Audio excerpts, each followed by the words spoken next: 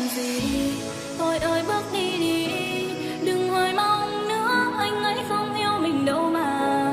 Đã cố phải dặn lòng, quên anh chẳng an tâm, vì em cảm thấy ai kia không yêu anh thật lòng.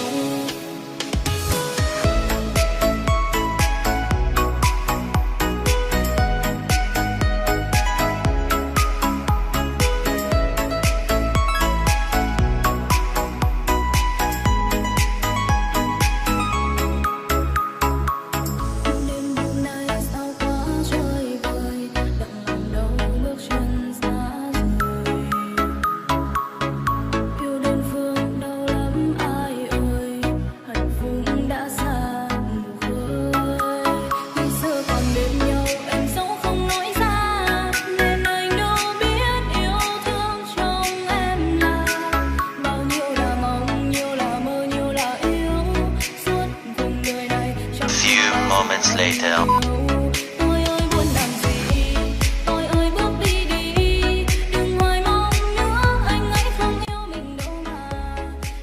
Hello, chào mừng tất cả các bạn đã có mặt trên channel Liên Quân của mình TBT Liên Quân. Trận này mình sẽ quýnh vị tướng Triệu Vân anh em ơi. Với phong cách là mình đi đánh hạng nhưng mà mình đi gừng nha. Đó, đầu trận thì tem bạn nó giết mình chết tôi nữa rồi. Trận này tôi chạy được thì chắc có lẽ là rất là highlight rồi, tôi chạy thôi. Trời ơi anh em ơi, nãy giờ nó hành mình không ăn được con quái gừng luôn anh em ạ. Hoàn toàn không ăn được quái gừng, nó chỉ đánh mình xong rồi mình chạy về thôi. Trời ơi em mình trận này như là di chuyển có hơi kém hay sao anh em ơi, rất là nhỏ luôn. Nghĩ sao nó giết mình trước mặt con trâu mà con trâu nở đồng nào để nó thấy mình chết như thế đó anh em ạ. Trời ơi, quay trở lại thôi và mình sẽ tiếp tục đi farm gừng đi, ăn được cái gì thì ăn thôi. Thì cố gắng là kèo trận này anh em đã thấy tỷ số gục hiện giờ là 1-8 1-8 anh em ạ. Gánh hộ từ từ đã, con mẹ phích mít ngu như bò. Ok mình sẽ tắt trò chuyện. Ôi thấy gì sai anh em ạ, để nó nhìn kỹ lên. Tắt trò chuyện. Ôi trời ơi anh em xem cái màn hình nó thu lại cái gì anh em ơi, nó bị cái gì nữa rồi anh em xem cái bản đồ kìa, nó còn có phân nữa. Trời ơi mẹ xong rồi anh em ơi, trận này mạt rồi. Thấy hàng chi thấy Triệu Vân nó lùng lên sao anh em ơi, nó thua cái màn hình, nó bị lỗi cái gì tự nhiên tắt mét với đang quay ứng dụng video màn hình đó anh em. Thôi kệ không sao, bu đánh luôn. Đập gì đập ơi, này gom này, bắt đường giòn đỡ xíu này. Được rồi đúng rồi Châu ơi, phối hợp thế này mới được chứ. Trời ơi Châu, con giòn tóc biến chạy cũng thoát đâu. Được rồi anh em ơi, được một mạng là mừng rồi. Bây giờ tiếp tục là lấy lại lợi thế từ từ nha. Mình sẽ cố gắng farm tiếp nhiều vào từ từ đã. Tem bạn hiện giờ là 2-8 nha anh em, hiện tại là 2-8 nhưng mà thua cái thế trận. Thôi bỏ con còng đi bạn ơi, đừng có ăn nè, tem bạn bu đông lắm, bỏ đi. Nhưng mà thế trận là hoàn toàn thua tem bạn rất là nhiều. Mình thông cảm cho mình nghe Richter, tem mình Richter đi trên kia anh em ơi, nhưng mà hiện giờ mình không có thấy. Thanh niên đứng trong trụ biến về cây giết nó. Trời ơi biến về không để ý hả bạn. Không sao anh em ạ, mình từ từ mình farm lại thôi. Cần Triệu Dân thì cuối game cũng không sợ tem bạn, nếu mà cố gắng ôm lại cuối game mình không có sợ thằng nào đâu. Trời ơi rồi quỳ lên này, mình quẹt vài cái nữa rồi mình chạy nha. Rồi đánh đi bạn ơi. Được rồi đấy là thế rồi anh em ơi. Thôi bỏ đi, tính là không có thấy cái gì trên đây luôn anh em ơi. Trời ơi có gì sai ở đây anh em ạ. Để tôi xem kỹ này. Trời ơi không có dấu cài đặt luôn. Chết rồi. Quýnh không biết có bị lỗi cái gì nữa không đây. Thôi không sao, quay trở lại trận đấu thôi anh em ạ. Kệ đi, nghĩ sao anh em nhìn thấy là được rồi. Mình cũng nhìn thấy địch để mình đánh nó được rồi, nhưng mà cái top mà không có thấy cái gì trên đó luôn anh em ơi. Tự nhiên nó tu mất tiêu cái màn hình mới đau chứ. Trời ơi không sao.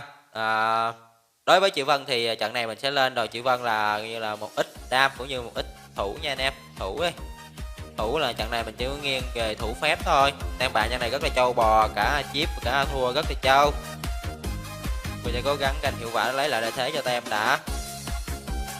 Bây giờ thì tem rất là phế rồi anh em ơi. Thôi mình có làm cách nào thì màn hình nó vẫn như thế thôi, kệ nó đi. Ơi ơi, hay là điện thoại mình hết pin cái nó bị lỗi ta. Từ từ anh em à, mình đợi thời cơ nha. Chị Vân tầm này không có vô lao trước rồi. Con William rồi, chặn đường. Chạy đâu vậy? Chạy đâu khi nhà đã bị cháy. Từ từ nha đã, để Châu lại sát thương xíu đây rồi. Trời ơi, cái gì vậy? Nhắn tin tụi nó. Trời ơi. Rồi đây hai thằng. Cố bên ti rồi hai thằng, thằng rách. Trời ơi ngon. Đây, double kill rồi. Tốc biến qua tường này. Triple kill. Giòn, xích lên đây xíu tôi cho mày qua kill luôn nè Giòn, lên đây. Không trượt phát nào luôn Giòn à. Lên. Anh em này tỉnh vậy. Nó tỉnh quá anh em ơi. Thấy chưa, từ từ mà đánh thôi. Lòng chị thanh niên vô chửi tim quá trời anh em ơi. Hên quá nó không có chửi mình cũng đỡ đi. Nó chửi mít không à, đau lòng quá đi mà. Cầm Triệu Vân thì phải cân tim như vậy nó mới win được anh em ạ. Triệu Vân thì tưởng rất là dễ chơi, chế độ không có cơ động nhưng mà có khả năng chạy rất là nhanh. Gì vậy? Giờ vô gần của mình nữa hả? Cây vậy. Thanh niên gì hả? Kìa. Thanh niên này nó muốn nói điều gì anh em ơi, nhưng mà mình tắt chat rồi. Rồi có giao tranh nữa rồi. Từ từ nha, mình sẽ bắt chính con rát trước cái đã. Rồi vô đi rồi. Đông chơi. Ok, rát dính rát rồi, hất tung rát rồi, và rát cũng là một điểm số. Qua hai thằng sẽ có pha cân 2 pha này và 3 thằng luôn. Trời ơi. Rồi tao đứng cho mày đánh á. Ok, 5 4 3 2 1 vô. Chen. Tốc biến qua được kill, tốc biến. Găng tay thịnh nộ đó bạn ơi, rất là khỏe. Trời ơi. 1 với 4 anh em ơi. Mà tem mình ở đâu hết trơn rồi ta, mình không có thấy thằng nào hết trơn vậy. Nó mất tiêu hết trơn rồi anh em ơi, cái bản đồ kìa nó thu có chút xíu à. Sao đánh được là mừng rồi. Đó. Từ từ đã. Triệu Vân từ từ đang xanh dần theo thời gian. Đầu trận vì tem bạn hành quá với hành ăn với gừng còn không xong nữa. Bây giờ thấy đại thằng nào lên rồi, bắt rát này. Con rát này. Trời ơi, tóc biến rồi, thanh niên tóc biến rồi, dễ chơi. Dễ chơi, rất là dễ chơi anh em ơi. Và anh em thấy thì con trâu tem mình trận này nó sẽ lên cái mắt nha anh em. Cái con mắt có thể soi sáng tướng địch đây trong cự ly bật nha, lúc đó mình sẽ có lợi thế rất là nhiều. Ôi này nó biết mình trốn bụi, mình sẽ ra coi chút xíu. Rồi thanh niên guitar đã vào trận và đã bốc hơi. Từ từ để mình đậu phộng một đứa này, đầu xanh đầu đũa, hai chip hết máu chạy rồi. Này quýnh này đã nó giết chết AD mình anh em ơi. Trời ơi, cần tăng chậu luôn anh em ơi. Trời ơi, qua kill, chị pentakill. Ui, cái gì vậy, nó bộc phá anh em ạ. Trời ơi, thề luôn. Biết ngay mà, thanh niên nó bộc phá. Trời ơi, qua kill, pentakill của tôi.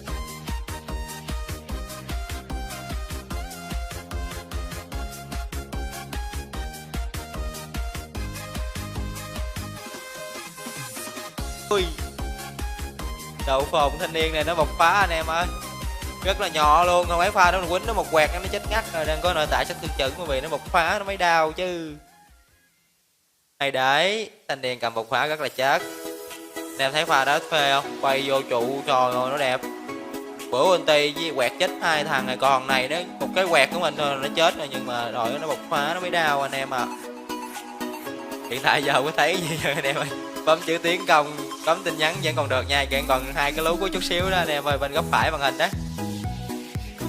Thôi, anh em nào thấy kìa đầu trận thì có mình cũng có chơi Free Fire định, nhưng mà mình mới có tập chơi thôi anh em ơi. Đây có anh em mình nó rủ chơi Free Fire thì mình mới chơi. Đó giờ mình chơi Liên Quân thôi. Nên cho không biết tải Free Fire về điện thoại nó nhắn tin hoài luôn anh em ạ. Tại vì giết thằng này cái đã. Qua tường này thì qua tường này. Sao qua tường qua đó mình quẹt cái nó chết luôn vậy trời, khỏe vậy. Chúc đây nha, chúc tâm sự sao anh em ơi. Giờ đang giao tranh, đang có hứng. Ok. Trời ơi William. Con William này, trời ơi 12-22. Quýnh ganh đồng đòn gì anh em ơi. Mà quýnh cấm tướng đàng hoàng nha anh em, đừng bảo mình cho game nữa thì sao. Tại vì mình cái điện thoại của mình là chỉ để chơi game thôi anh em ơi, không có cài Facebook cũng như là tin nhắn đồ các kiểu, Zalo đồ không có cài. Mình chỉ chơi trên máy tính thôi, đa số nhà khi anh em nhắn tin lâu lắm mình mới trả lời được. Với lại là cái thằng Free Fire đó không biết sao nó nhắn tin lại hoài luôn anh em ơi, nhưng mà mình thích cái chơi lắm. Mình chỉ tải về mình để đó thôi. Đó, nhưng mà còn rất là ngu người. Từ từ đi, đợi mình ra trường cái đã anh em ơi. Mình sẽ có thời gian như là mình sẽ livestream rồi giao lưu với anh em chơi. Anh em có biết mặt mình chưa rồi. Bằng mặt của người anh em ạ. Rồi, nói vậy thôi chứ lên giao tranh pha này này. Gas này thì gas này. Rồi ơi, ulti tả xuống mũi đột bỏ chạy, trời ơi trâu kìa anh em ơi. Đồ này rất là trâu rồi. Mình lùi bước về sau để thấy Achip rõ hơn đó. Khoan đã, từ từ nha, đợi cái bộ khinh công hồi ít đã. Phản công win được thì win em ơi. Mình còn 1490 vàng nữa thì mình sẽ lên được cái giáp hồn mệnh. Mình gắn farm nha, khoảng 200 vàng nữa thôi. 100 vàng nữa thôi sẽ lên được giáp hồn mệnh nha anh em. Gắn farm giáp hồn mệnh đã. Cái mẹo đánh ulti tướng chịu dân chuẩn xác á. Anh em kéo cái ulti nha, nhấn dính vô cái ulti anh em chọn mục tiêu nha. Chọn mục tiêu để bữa cho nó chuẩn xác. Rồi lên giáp hồn mệnh này không, trận này chắc không đủ tiền vậy nên mình khỏi soạn liềm hay soạn gì đâu, em mà không đủ tiền để mua đâu. Kệ đi, có giáp hồn mệnh sống lại chạy cũng được. Ai thanh niên này chờ một đích bắt đồ bò mình kìa anh em ạ. Mày làm gì, mày định làm gì? Từ từ đã. Ơi Gitter gần chết rồi thôi, sao Gitter con John này, ôi sao pha nó quýnh cho A thua gì trời ơi. Thôi giết được A thua rồi anh em ơi, cũng khỏe đi, mình rất là trao. Ôi mất rồi tàn tay nội ơi anh ơi, trời ơi. Còn giáp hồn mệnh nữa mà, về ra chút xíu nha anh em. Hồi kỹ năng đó anh em xem, kéo anti này, John này thì John. Ôi ui trời ơi, pha đó tôi quýnh quá khét rồi anh em ơi, nhưng mà vẫn chết thôi. Win đây, tem bạc chất sạch này, anh em nhìn thấy chỉ có 4 thằng tem bạc thôi, nó mất tiêu hết gốc cho đó mới đau chứ. Đúng rồi, bắn trụ đây bạn ơi. Trận này là Triệu Vân lại được lên tiếng đấy rồi anh em ơi, rất là khỏe luôn. Triệu Vân cánh tim nha, 17-3-5 đi gần tem bạn hành rất là ghê ở đầu trận, nhưng mà trong một lần ôm farm của Triệu Vân thì giấc này Triệu Vân đã cánh tim anh em ạ. Anh em thấy thì đồ này rất là khỏe cho tướng Triệu Vân. Và anh em thấy clip hay hãy chia sẻ video giúp mình nha. Hẹn gặp anh em trong những video tiếp theo và bye bye anh em. Hãy thông cảm anh em ơi, cái điện thoại mình nó bị cái gì không biết nên nó thu màn hình còn có chút xíu à.